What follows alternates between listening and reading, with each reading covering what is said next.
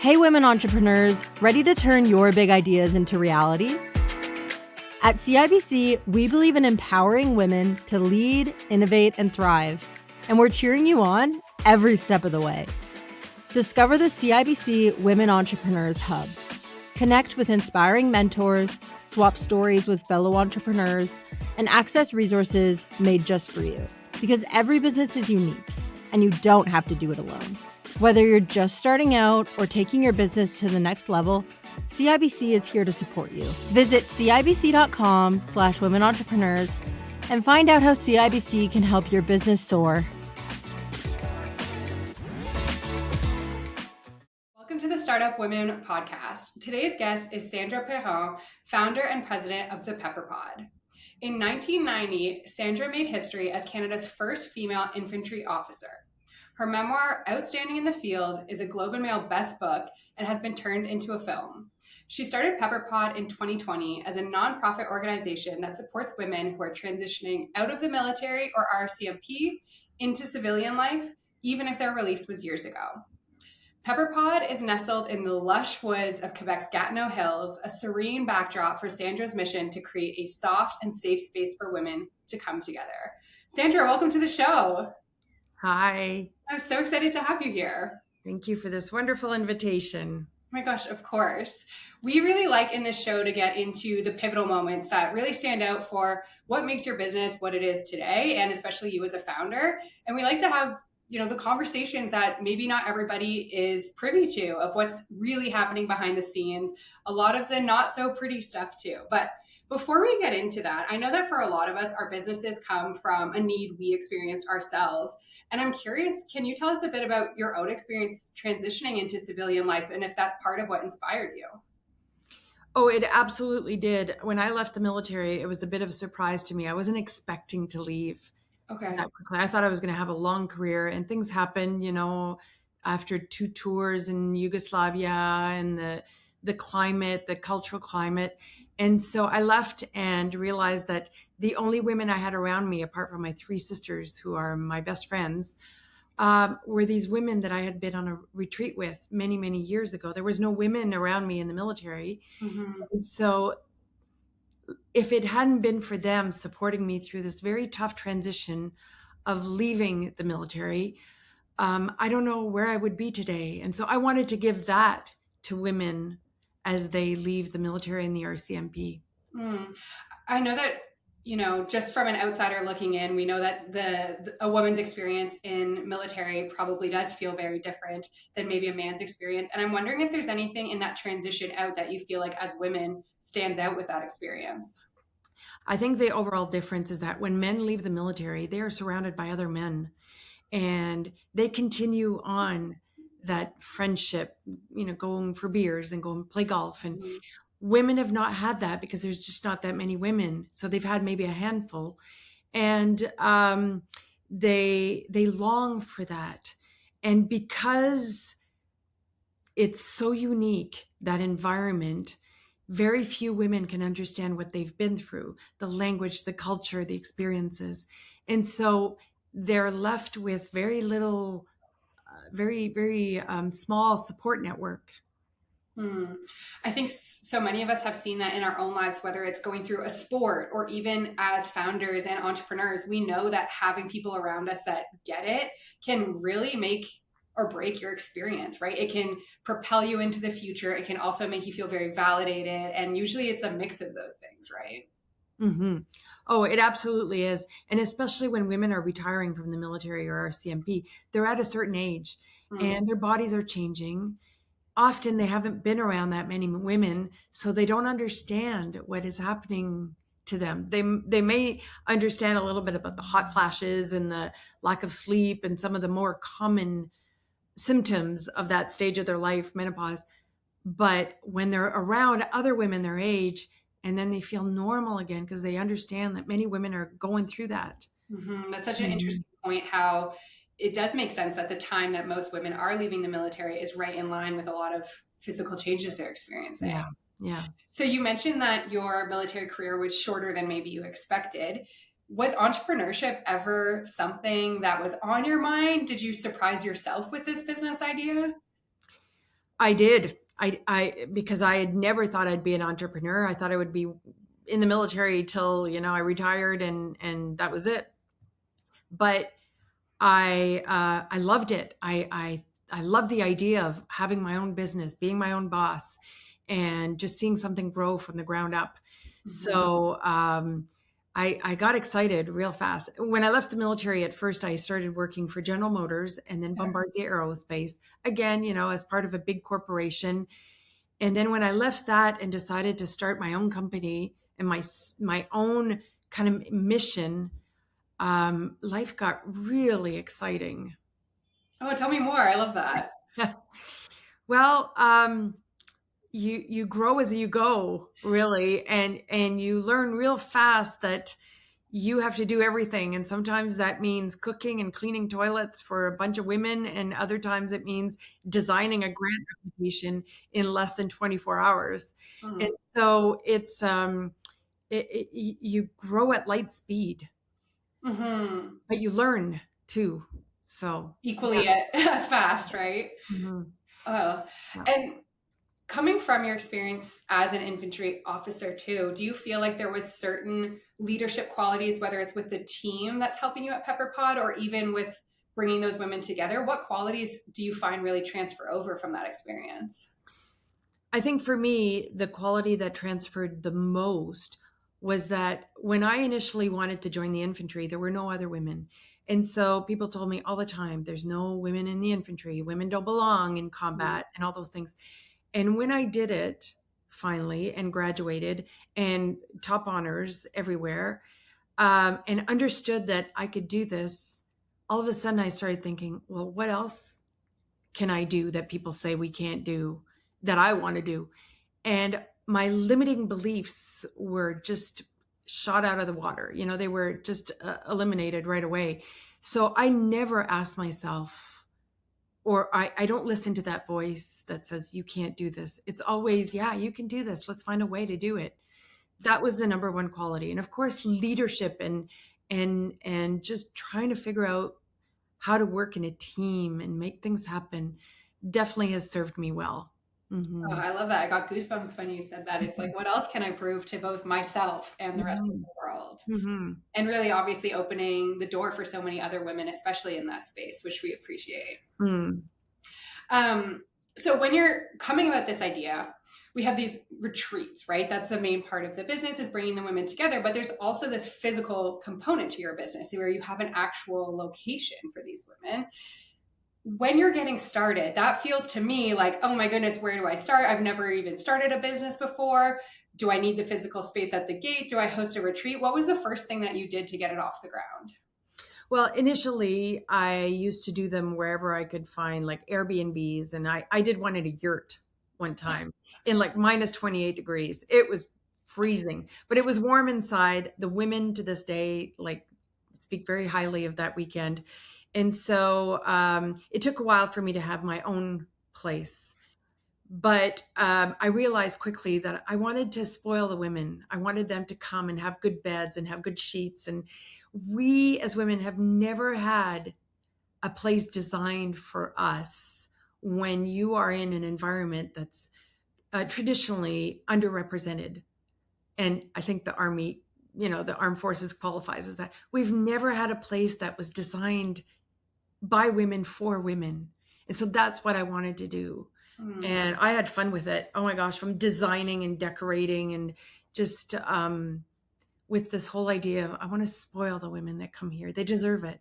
I love that. With that being at the root, it doesn't matter often where those early locations are, right? Because people can feel that coming through the experience. The experience is all about them anyways. It's not the center. This could be like a 5-star hotel. It's never about that. It's about them and their journey together. Totally. I'm curious if there's a moment in those early days where you realized, oh, this is actually working, or this really does need to come into fruition. Is there something that stands out to you early in those days? The very first session I did, women started hugging each other in between our exercises. And at the very end, they did a group hug. And I knew that the weekend was powerful for them, as it had been 30 years earlier when I did one of these types of retreats. And it it may not have been perfect because I was still learning and, trying to figure things out, but they gave me a chance, and it it went on from there. Just every life shop that we've ever done, the women have allowed themselves and been brave enough to be vulnerable during the weekends, and that's what it's all about. They when they're vulnerable, they're easy to love because they're like defenseless. Right. And Hmm. probably all coming from a very long period of time where they maybe haven't been able to be so vulnerable, I would Yeah, imagine. yeah, exactly. So Mm. they really just they remove their shell, they remove their mask, and they get to be who they really are without judgment or opinion or backlash. Mhm. So it's good stuff. That's so nice. Ugh. Mhm. I feel like there's just a warm and fuzziness to women that, I mean, I'm literally wearing a warm fuzzy shirt for the occasion as I'm saying that. Just something about these conversations, you can just see the warmth that is there when we have those spaces, how much women are willing to dive into them. Mhm. Yeah. So I know for you, one of the pivotal moments that we're going to get into is when Veteran Affairs actually provided you with your first grant to fund the first retreat. Even though you maybe felt that you didn't have the credibility yet, you didn't necessarily have a portfolio of retreats to show as an example. What was that moment like when you found out that you would be getting the funding for it? Oh, I remember crying. I remember crying because it was expensive. And, I didn't have that much money. And I thought, but I wanted to do this. So I thought, I'm going to do this no matter what. But to have the support, and the money helped. Of course, the money was pivotal. But the fact that Veterans Affairs trusted me with their money, that made it such a big difference, and wanted to partner with me. And they didn't even know who I was, or I had written what I wanted to do with it, but it was just so confident building and so powerful to have a partner like VAC to do Mm-hmm. it. And they have been loyal and dedicated partners ever since. Hmm. That's really incredible. It is such a good point you make of sometimes it's that confidence that even though you have it in you to believe in yourself based on your story alone, having someone else and an organization like that saying, we see you and we back you. Hmm. Hmm. That's incredible. And, having that funding, is that something that kind of came about naturally, or did you decide I need to get funding? How do grants work? Because I think a lot of people are intimidated by the world of grant and funding, or they have these big impact driven ideas that often require a lot of funding, but it's intimidating to go about. How did you first figure out funding? It is totally intimidating because it's a big machine, and it's like, who do I write to? How do I go about this? Luckily, with the internet now, you can just research things or get people that have already done it. And if it's not back, it's another funder, and there's grants out there. You just have to do a lot of work and networking. Hmm. And what kind of role has CIBC played in your journey? So, well, CIBC has been my bank since I'm 18 years old.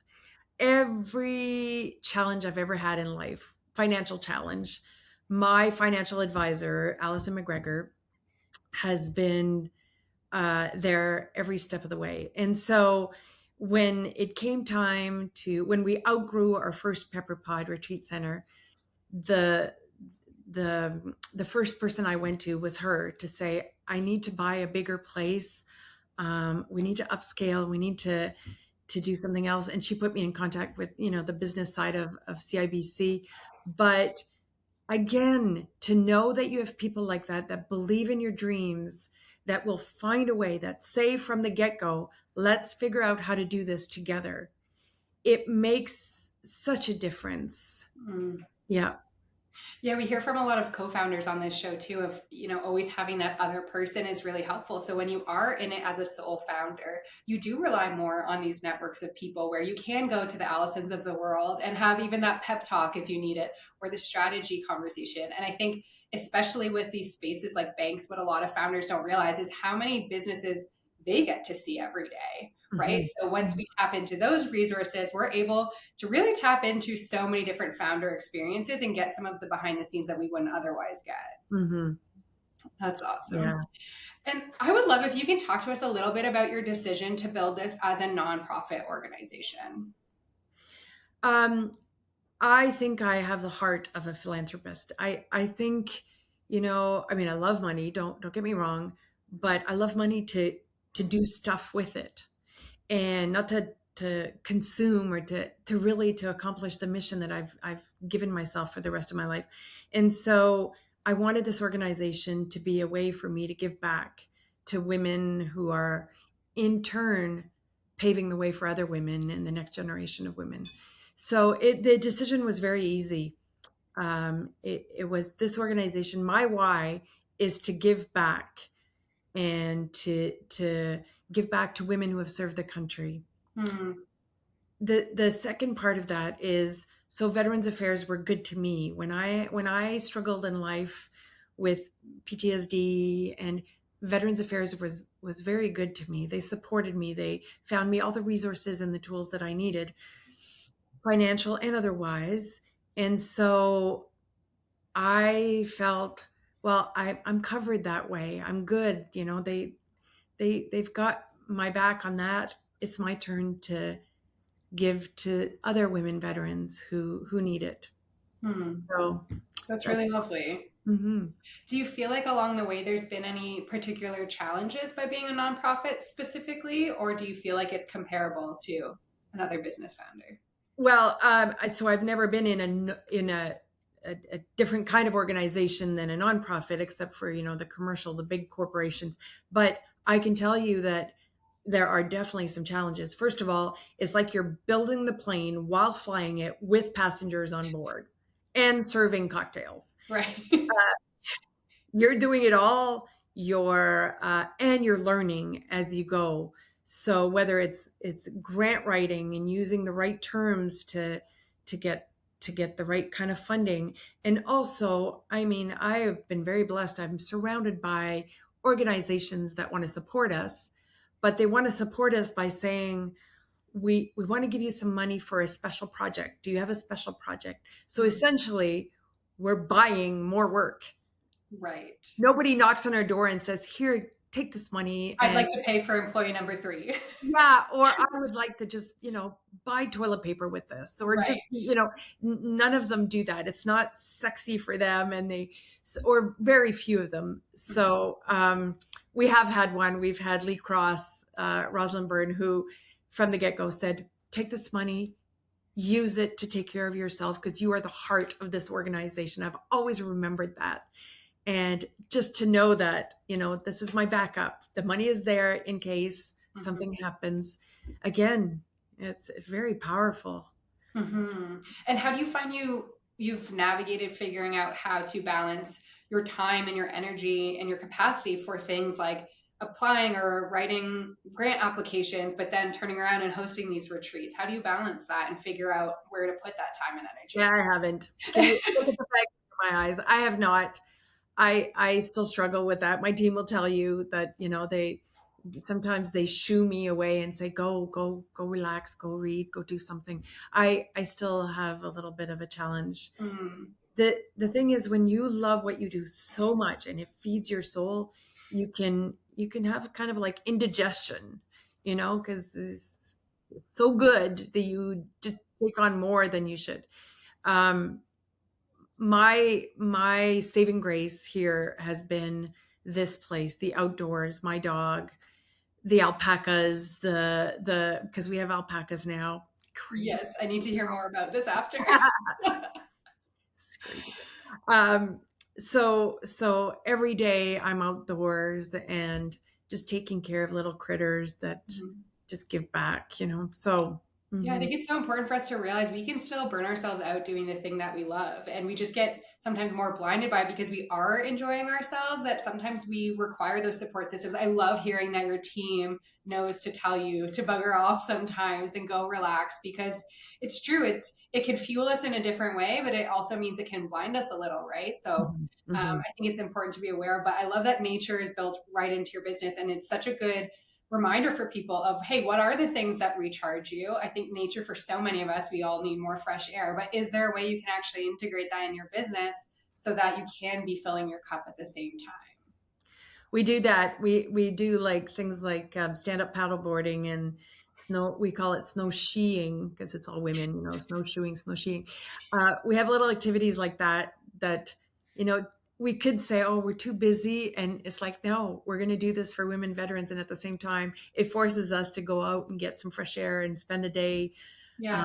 doing stuff with them, and it's healthy. So yeah, we do a lot of that. Mm-hmm. Can you give me a little breakdown of what your team looks like right now? Yes. So my team is the most amazing team. I have Joe Bilodeau. She's our connectors director. So we have connectors are the women that volunteer with us. They're all women veterans, and their job is to connect women who are experiencing homelessness with the services that they need from the Legion, from Veterans Affairs, from soup kitchens and things like that. Mm-hmm. So they're on the ground and they're all volunteers and they're just beautiful souls. I have Linda Demuchel, who she is my director of finance. She like loves numbers. And I just like don't know how she does what she does, but I always say she spreadsheets all over us. She's like anything that has to do with Excel and accounting, she does. So she keeps us honest that way. And then we have Martine Denis, who's the wife of a veteran, and the wife of a veteran, and I call her our catcher because she catches all the balls we drop.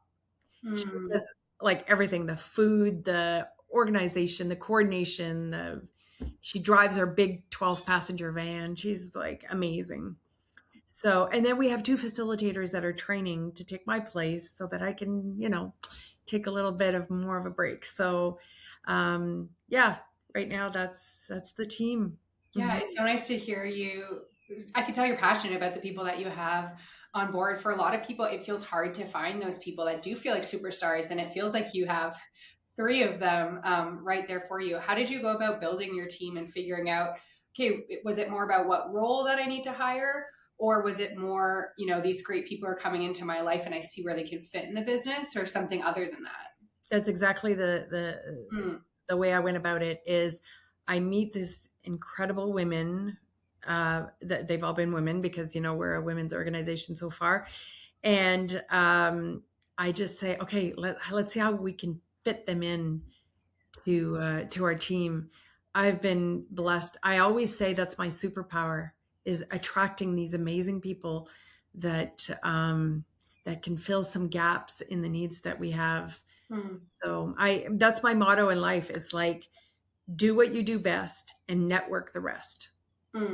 I love that. Yeah. And something we don't hear as much as we should is you mentioning these two facilitators that are coming in to either relieve you. Is that also you wanting to step back as you get older? Is there like some succession planning happening here, or is it more just so you're spending less hours in the business? It's all of those things. Plus we want to deliver more. We have right now close to 500 women on a wait list to do our programs, which is huge because it means it's going to be like 3 years out before some of them get on. And that breaks my heart. It makes me happy that women want to participate in our programs, but it also breaks my heart that they have to wait that long.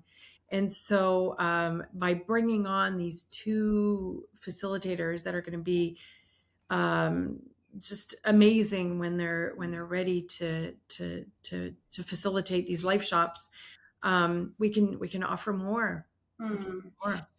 Obviously, funding, time, all of these components are going to be pieces of making that happen.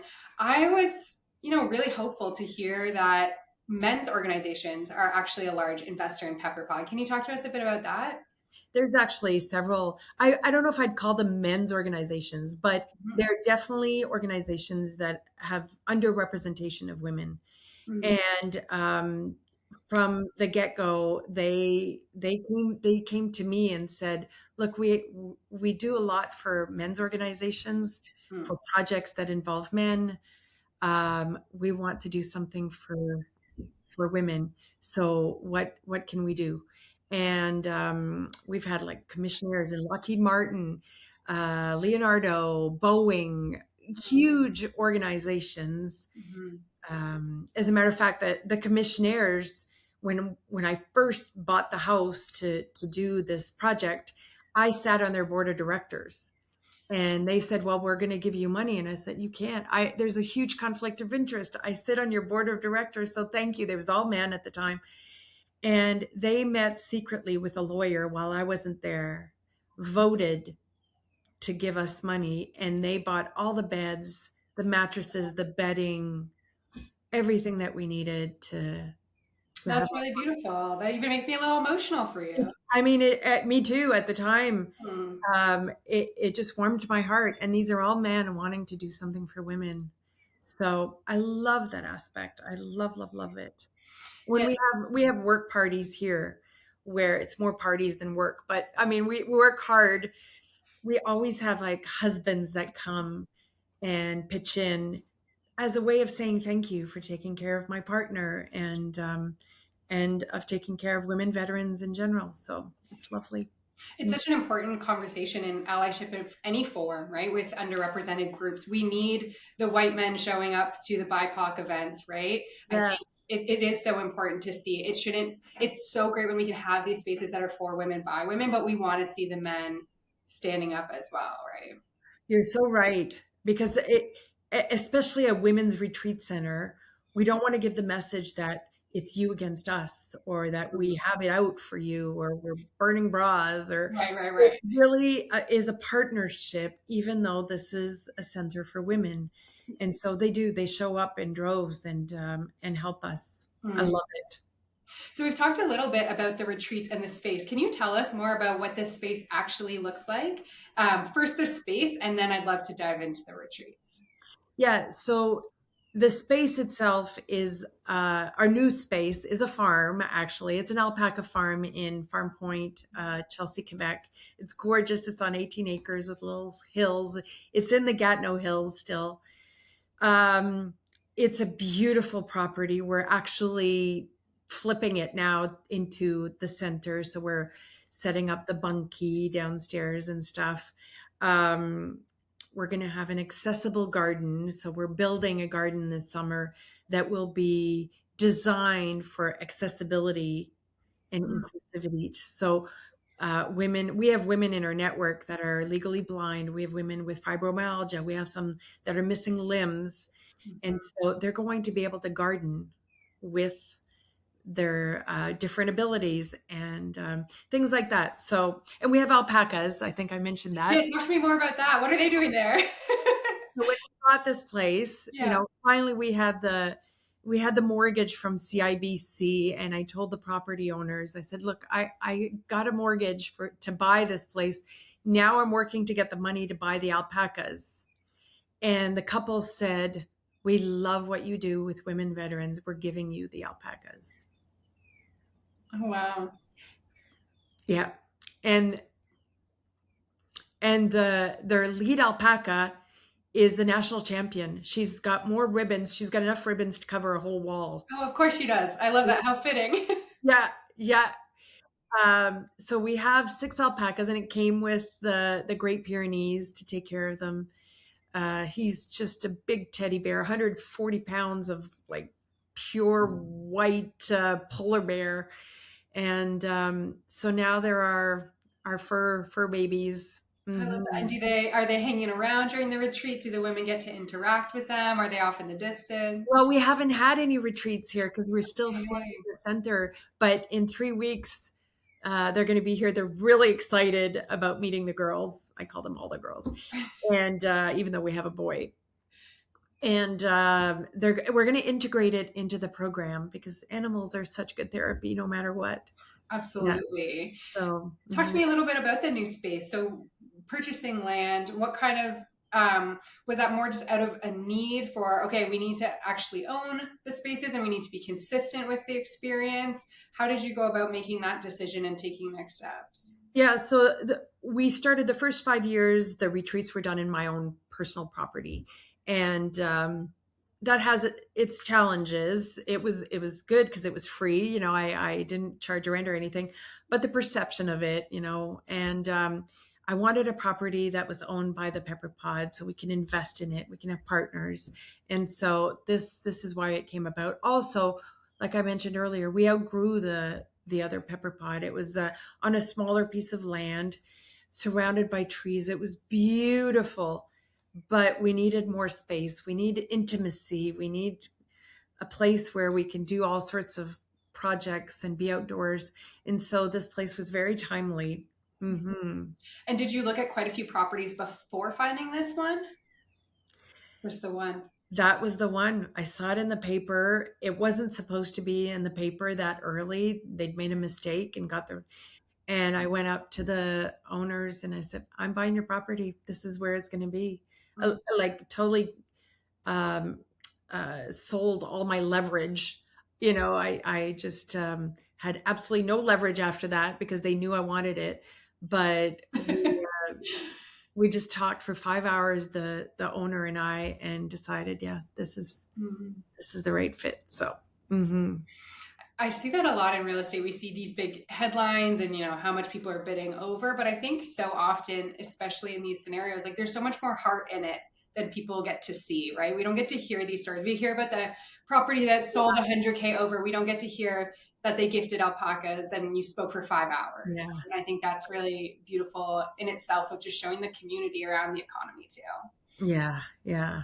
Mm-hmm. Now, I think it's great how many online resources and virtual spaces we see for very niche communities now online, right? Like we can access things from anywhere in the world, which is obviously so great for us. Can you talk to me more about the power of the physical space and what it means to have these retreats in person for these women? Mm-hmm. Yeah, Zoom calls and virtual, they all have their contribution, but nothing replaces a hug and handing over a box of Kleenex so that you can share a moment. This is what we do in life shops, and we don't do them just at the retreat center. We do them across Canada. So when women in BC or Halifax or Gagetown or across the country, we do life shops there, I go to them. We rent an Airbnb. We all stay together and we experience the weekend together. There is nothing like it. First of all, if you're creating a safe space and you're all together and you've got intimacy, confidentiality, and there's a lot of things that happen in between the exercises when you're just talking over grapes and cheese, or you're just putting another log in the fire, or so I don't think it can be understated, the importance of just physically being together as you go through the weekend. Mm-hmm. And how important is it to you to keep that community connected after the fact? Are the same women coming back for more retreats? Are people making their own relationships from there? Yeah, so every group that comes together, they come from one place. So one Montreal or one Ottawa, one Comox, BC. And the purpose is so they can continue their journey after I've gone. And they do. They have a follow-up meeting with me, and then they get to decide what they do. I've gifted them with each other. They have a tribe, and they go blueberry picking and have coffee and lunches together. They have birthday parties. They share photos of their grandchildren and go through divorce court and sometimes detox and broken limbs and all that life throws at them. They have a tribe to navigate those things. So it's yeah. Mm-hmm. It's not just a one weekend thing. It's not one and done. It makes me think of when you were saying how the men get to leave those careers with a built-in group of men that also experienced it. And it sounds like you're providing that support system that the men maybe get by default. And for the women, they've been searching for, and all of a sudden, oh, wow, there's all these women in my area that have gone through what I've gone through and are still going through. You mentioned PTSD, like those experiences that happen after the fact. Mm-hmm. They do. They show up for one another. It's beautiful to see. It's just so precious. It fuels my life because I am on all their little groups, and I get to see the exchanges and the love that they give each other. It's just precious. Now, one of the things I find with impact driven organizations and founders is that often those community members are going to come to us with great ideas of you should do this and you should do that. And can you add this and can you add that? How do you work to make sure that you're still servicing that community, but being really clear on what your offering is? Oh my gosh. I mean, I get offerings like that almost every second day, oh, we should do this. We should do yoga circles. We should do drum circles. We should do beading. And sometimes when it makes sense and it's aligned with our purpose, I'll say, I love it. We'll support it. Can you organize it? And then they have skin in the game. And we do. That's how we started the Dragon Boat team. One of the women during a life shop was afraid of the water, and her tribe decided, oh yeah, we're going to help you get over that. And we started the Dragon Boat team, and now this is our 4th year. We've grown the team. So it was aligned, with our mission. Sometimes you just have to say no. Yeah. You have to just, this is not what we want to get into. It's hard, but we have to have boundaries too. So Absolutely. Especially when you are experiencing a wait list of people that already want to experience the thing you are offering. I'm sure that can also help keep you on track of, okay, I need to serve these people in this way. Yeah. What do you feel like, where do you see that you would love to see Pepper Pod in a few years from now? Well, I would love to see more offerings of life shops. I want us to grow and have more activities that connect the women on a regular basis. Because we've been building this from the ground up, we've been very busy to build the signature program, which is the life shop, but we've also done a lot of peripheral stuff. I would like those to continue. I've always told my team, let's grow intelligently and let's make this an organization that is rock solid in everything we offer, with professional courses and just quality, and then quantity, and then efficiency. That's my manufacturing background coming out. Yeah, I love to see it. And how do you find you're measuring success for yourself and Pepper Pod along the way? Well, we could measure it with regards to the number of life shops that we do, but I stay away from that. I measure it in the number of connections that women make when they're done their weekend retreat. And that is the pay that we get when women support each other, especially if they're going through a rough time. And that's the impact that will continue, as you mentioned, like those friendships that last and they can lean on those people more and more. I'm sure that feels really, really special. It does. And when I did the same kind of retreat 34 years ago, and 2 of the women that I did it with are still my best friends today. As a matter of fact, one is on our board of directors and the other one works for me. So the tribe is there. When I left for Bosnia on my second tour, Croatia on my second tour, my grandmother died. And the women that had been in my tribe all went to my grandmother's funeral because I couldn't leave the theater of war. This is what women do for one another. You're getting me so teary-eyed this episode. Oh. It's all good tears now. I'm like, oh, it's so beautiful. They're good tears. Yeah, absolutely. Now, we talked a lot about what Pepper Pod provides for other people. I would love to hear, how do you feel like Pepper Pod has changed you?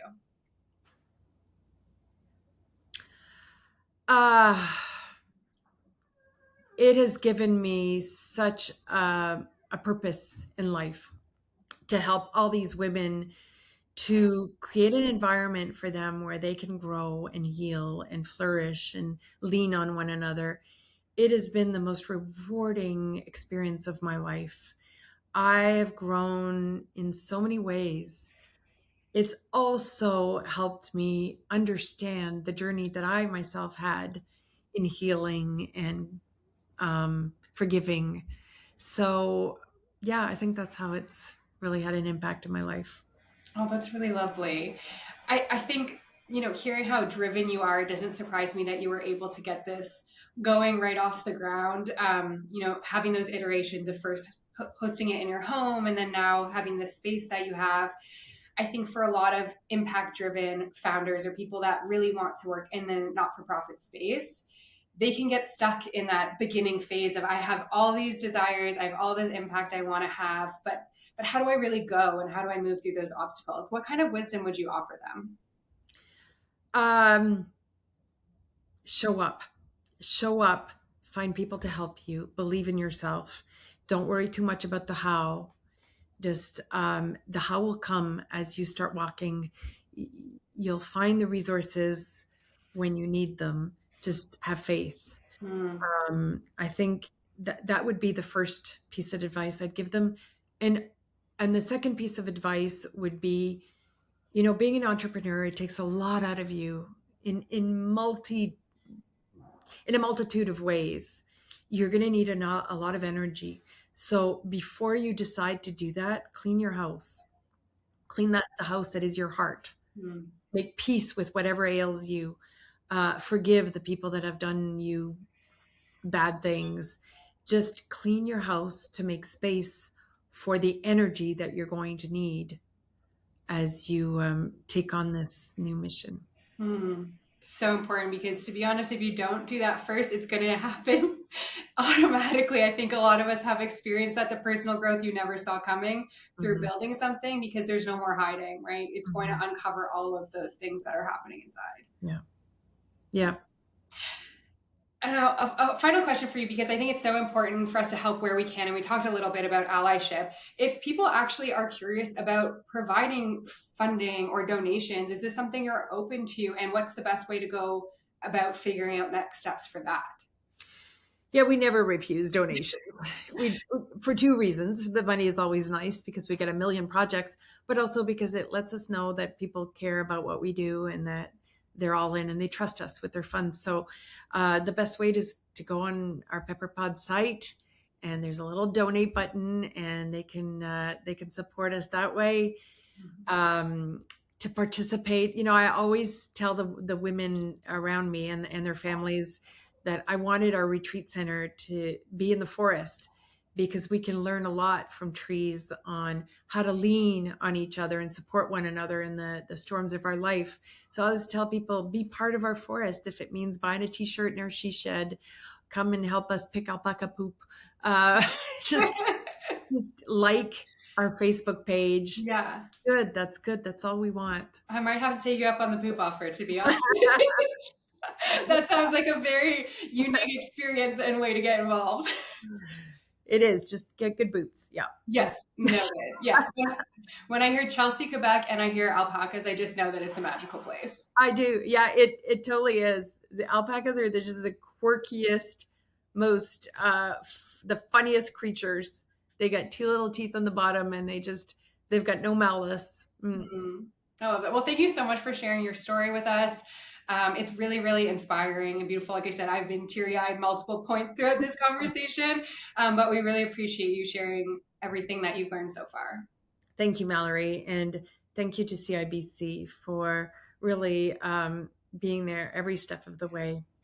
I'm very happy to do this.